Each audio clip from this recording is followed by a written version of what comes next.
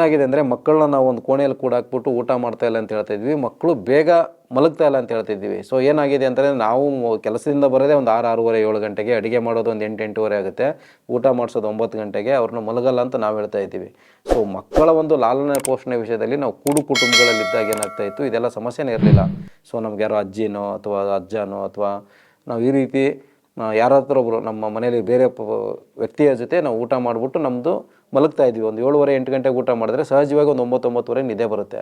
ನಾವು ಊಟ ಮಾಡೋದೇ 9 ಗಂಟೆಗೆ ಅಂದಮೇಲೆ ಅವ್ರಿಗೆ ನಿದ್ದೆ ಬರೋದು 10:30-11 ಗಂಟೆ ಆಗುತ್ತೆ. ಆ ಸಮಯದಲ್ಲಿ ಮಗು ಏನು ಮಾಡುತ್ತೆ, ಮೊಬೈಲ್ ನೋಡೋದು, ಟಿ ವಿ ನೋಡೋದು, ಈ ಥರದ್ದು ಮಾಡುತ್ತಲ್ವ. ಅದನ್ನೆಲ್ಲ ಅವಾಯ್ಡ್ ಮಾಡಿಸ್ಬೇಕು ಅಂದರೆ ಮೇಯ್ನು ನಮ್ಮ ದಿನಚರಿ ಬದಲಾಗಬೇಕು. ಸಂಜೆ ಒಂದು 5-5:30 ನಮ್ಮ ಮನೆಗೆ ಬಂದಮೇಲೆ ಮಗುನ ಆಡೋಕ್ಕೆ ಬಿಡಬೇಕು ಒಂದು 6:30 ಗಂಟೆ 7 ಗಂಟೆವರೆಗೆ. ಸೊ ಆವಾಗ ಹೊಟ್ಟೆ ಹಸಿತದೆ, ಮಗು ಬಂದು ಊಟ ಮಾಡುತ್ತೆ, ಊಟ ಮಾಡಿದ್ಮೇಲೆ ನಿದ್ದೆ ಬರುತ್ತೆ. ಚೆನ್ನಾಗಿ ನಿದ್ದೆ ಆಯಿತು ಅಂದರೆ ನೆಕ್ಸ್ಟ್ ಡೇ ಫ್ರೆಶ್ ಆಗಿರುತ್ತೆ, ಮಗು ಚೆನ್ನಾಗಿ ಜೀರ್ಣಕ್ರಿಯೆಲಾದಮೇಲೆ ದಪ್ಪ ಆಗುತ್ತೆ. ಸೊ ಹೀಗಾಗಿ ಸ್ನೇಹಿತರೆ, ನಾವು ಮಕ್ಕಳನ್ನು ಬೆಳೆಸ್ತಕ್ಕಂಥ ರೀತಿ ಬದಲಾಯಿಸ್ಕೋಬೇಕಾಗಿದೆ. ಏನು ಬದಲಾಯಿಸ್ಕೊಳ್ಳೋದೇನಿಲ್ಲ, ನಾವು ಸುಮಾರು ಒಂದು 40-50 ವರ್ಷದಿಂದ ಹೇಗೆ ನಮ್ಮ ದೇಶದಲ್ಲಿ ಪ್ರಕೃತಿ ಜೊತೆಗೆ ಮಕ್ಕಳು ಬೆಳೀತಾ ಇದ್ರಲ್ವ, ಆ ರೀತಿ ಪ್ರಕೃತಿ ಜೊತೆಗೆ ಬೆಳೆಸಿದಾಗ ಏನಾಗುತ್ತೆ, ಖಂಡಿತವಾಗ್ಲೂ ಮಕ್ಕಳು ಚೆನ್ನಾಗಿ ಊಟ ಮಾಡ್ತವೆ. ಮತ್ತು ಮಕ್ಕಳನ್ನ ನಾವು ಬರೀ ಪುಸ್ತಕದಲ್ಲಿ ಇರ್ತಕ್ಕಂಥ ಜ್ಞಾನನ ನಾವು ತುಂಬ ಗಮನ ಕೊಡ್ತಾ ಇದ್ದೀವಿ ಈಗಿನವರು. ಸೊ ಓದು ಒಕ್ಕಾಲು ಬುದ್ಧಿ ಮುಕ್ಕಾಲು ಅಂತ ಹೇಳ್ತಾರೆ. ಓದು ಒಕ್ಕಾಲು ಅಂದರೆ ಓದು ಬರೋದು ನಮಗೆ ಕೆಲಸಕ್ಕೆ ಬರೀ 1/4% ಮಾತ್ರ, ಕೇವಲ ನಮ್ಮದೇನು ಸರ್ಟಿಫಿಕೇಟ್ಸನ್ನು ಬರೋದು 1/4%.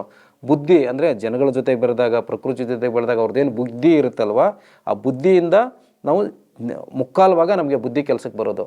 ಓದು ಸ್ವಲ್ಪ ಸಮಯ ಮಾತ್ರ, ಅದು ನಾವು ಬರೀ ಮಾರ್ಕ್ಸ್ ಹಿಂದೆ ಬಿದ್ದಿದ್ದೀವಲ್ವ, ಅದ್ರ ಹಿಂದೆ ಬೀಳ್ದೇ ಆ ಮಗುವನ್ನು ಸಾಮಾಜಿಕವಾಗಿ, ಶೈಕ್ಷಣಿಕವಾಗಿ, ಎಲ್ಲ ರೀತಿ ದೈಹಿಕವಾಗಿ, ಬೌದ್ಧಿಕವಾಗಿ ನಾವು ಸಮಗ್ರವಾಗಿ ಬೆಳವಣಿಗೆ ಮಾಡಿದಾಗ ಏನಾಗುತ್ತೆ, ಆ ಮಗು ತುಂಬ ಚೆನ್ನಾಗಿ ಬದುಕ್ತದೆ. ಸೊ ಹೀಗಾಗಿ ನೀವೇನು ಮಾಡಬೇಕು ಅಂತಂದರೆ, ಜಾಸ್ತಿ ಅವರಿಗೆ ಪ್ರೆಷರ್ ಹಾಕ್ದೇನೆ ಪ್ರಕೃತಿ ಜೊತೆಗೆ, ಅವ್ರ ಅಕ್ಕಪಕ್ಕ ಮನೆಯವ್ರ ಜೊತೆಗೆ, ಫ್ರೆಂಡ್ಸ್ ಜೊತೆಗೆಲ್ಲ ಬಿಟ್ಟಾಗ ಆ ಆಟಗಳನ್ನೆಲ್ಲ ಆಡಿ ಚೆನ್ನಾಗಿ ಊಟ ಮಾಡ್ತದೆ. ಇದು ಒಂದೇ ಭಾಗ. ಸೊ ನಿಮ್ಗೇನಾಗ್ತದೆ, ಮಗು ಸಣ್ಣ ಇದೆ ಅಂತ ಹೇಳ್ತಾ ಇದ್ದೀರಲ್ವ, ಸೊ ಫಿಸಿಕಲ್ಲಾಗಿ ನೀವು ವ್ಯಾಯಾಮ ಆಚರಣೆ ಮಾಡಿದಾಗ, ಅಂದರೆ ವ್ಯಾಯಾಮ ಅಂದರೆ ಮಕ್ಕಳಿಗೆ ಆಟ. ಸೊ ಆಟ ಆಡಿದಾಗ ಆಟೋಮೆಟಿಕ್ ಮಕ್ಕಳು ಚೆನ್ನಾಗಿ ಬೆಳೀತಾರೆ. ಸೊ ಆಟ ಆಡೋಕ್ಕೆ ಬಿಡಿ, ಮತ್ತು ಚೆನ್ನಾಗಿ ಒಳ್ಳೊಳ್ಳೆ ತರಕಾರಿ ಕೊಡಿ ಅವ್ರಿಗೆ. ಆಮೇಲೆ ಈ ಕುಕ್ಕರಲ್ಲಿ ಅಡುಗೆ ಮಾಡಬೇಡಿ. ಕುಕ್ಕರಲ್ಲಿ ಅಡುಗೆ ಮಾಡಿರುವಂಥ ಆಹಾರ ಪದಾರ್ಥಗಳಲ್ಲಿ ಕೇವಲ 13%, ಸಂಶೋಧನೆಗಳು ಹೇಳ್ತವೆ ಇದನ್ನು, ಕೇವಲ 13% ಮಾತ್ರ ನಮಗೆ ಪೋಷಕಾಂಶಗಳು ಸಿಗ್ತವೆ.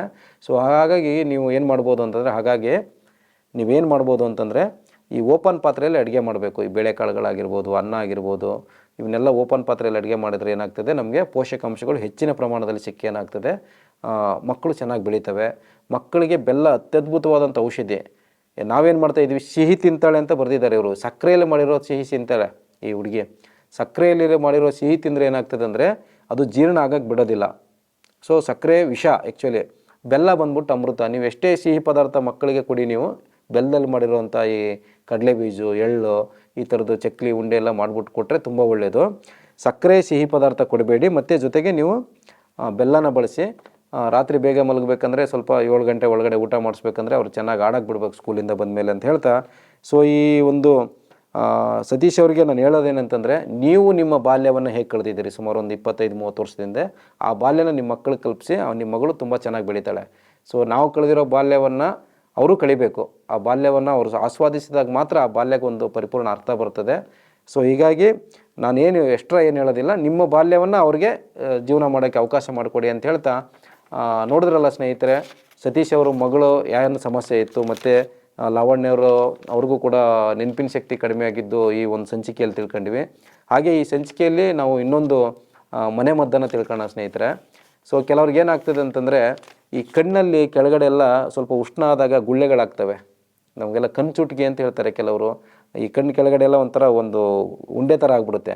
ಸೊ ಉಂಡೆ ಆದಾಗ ಏನಾಗುತ್ತೆ, ಕಣ್ಣು ನಮಗೆ ರೆಪ್ಪೆ ಬಡಿಬೇಕಾದ್ರೆಲ್ಲ ಸ್ವಲ್ಪ ಚುಟುಕ್ ಅಂತ ನೋವು ಬರೋದೆಲ್ಲ ಇರುತ್ತೆ ನೋಡಿ. ಸಹಜವಾಗಿ ಸುಮಾರು ಒಂದು ಏಜಲ್ಲಿ, ಒಂದು 25-30 ಏಜು, ಒಂದು 18ರಿಂದ ಆ ಏಜಲ್ಲಿ ಬರುತ್ತೆ ಇದು ಸ್ವಲ್ಪ ಉಷ್ಣ ಆದಾಗ.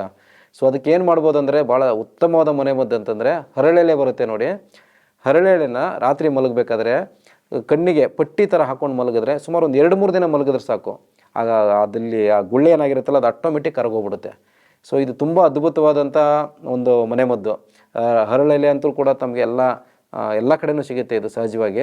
ಸೊ ಅದನ್ನು ನೀವು ರಾತ್ರಿ ಮಲಗಬೇಕಾದ್ರೆ ಒಂದು ಚಿಕ್ಕ ಹರಳೆಲೆನ ನೀವು 2 ಕಣ್ಣಿಗೆ ಆಗೋಷ್ಟು ನೀವು ಪಟ್ಟಿ ಥರ ಮಾಡಿ ಮೇಲೆ ಒಂದು ಟವಲಲ್ಲೋ ಅಥವಾ ಕರ್ಚೀಪಲ್ಲೋ ನೀವು ಕಣ್ಣಿಗೆ ಕಟ್ಕೊಂಡು ಮಲಗಿದ್ರೆ ಒಂದು 3 ದಿನ ಮ್ಯಾಕ್ಸಿಮಮ್ಮು 3 ದಿನ ಮಲಗಿದ್ರೆ ನಿಮಗೆ ಆ ಕಣ್ಣಿಗೆ ಆಗಿರ್ತಕ್ಕಂಥ ಒಂದು ಅದು ಬೊಬ್ಬೆ ಥರ ಬಂದಿರುತ್ತಲ್ವ ಗುಳ್ಳೆ, ಅದು ಕರಗೋಗ್ತದೆ. ಸೊ ಅದರಿಂದ ಏನಾಗ್ತದೆ ಅಂದರೆ ನಿಮ್ಗೆ ಉಷ್ಣನೂ ಕಡಿಮೆ ಆಗ್ತದೆ, ಕಣ್ಣು ಕೂಡ ಹೊಳಿತವೆ, ಕಣ್ಣಿನ ದೃಷ್ಟಿನೂ ಕೂಡ ಇಂಪ್ರೂವ್ ಆಗುತ್ತೆ, ಕಣ್ಣು ತಂಪಾಗ್ತವೆ, ಉರಿ ಇದ್ದರೂ ಕೂಡ ಕಡಿಮೆ ಆಗುತ್ತೆ ಈ ಒಂದು ಮನೆಮದ್ದಿಗೆ ಅಂತ ಹೇಳ್ತಾ, ಮುಂದಿನ ಸಂಚಿಕೆಯಲ್ಲಿ ನಾನು ಇನ್ನಷ್ಟು ಆರೋಗ್ಯ ಸಮಸ್ಯೆಗಳನ್ನು ಹೊತ್ತು ತಂದಂಥ ಪತ್ರಗಳ ಮುಖಾಂತರ ಮಾಹಿತಿಯನ್ನು ನೀಡೋಣ ಅಂತ ಹೇಳ್ತಾ ಈ ಒಂದು ಸಂಚಿಕೆಯನ್ನು ಇಲ್ಲಿಗೆ ಮುಗಿಸೋಣ ಸ್ನೇಹಿತರೆ. ಎಲ್ಲರಿಗೂ ನಮಸ್ಕಾರ.